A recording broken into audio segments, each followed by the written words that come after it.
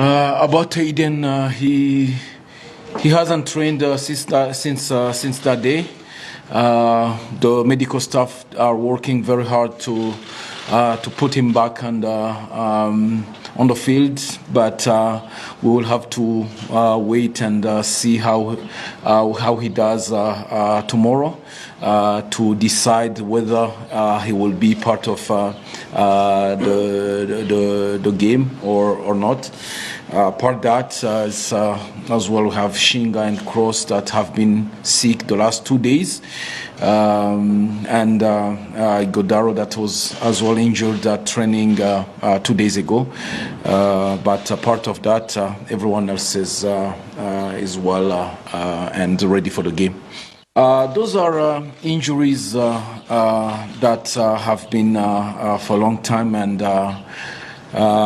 Msimango is doing better, but it's not players that we believe that will be with us at least this month, probably Msimango later next month, and given as well later next month.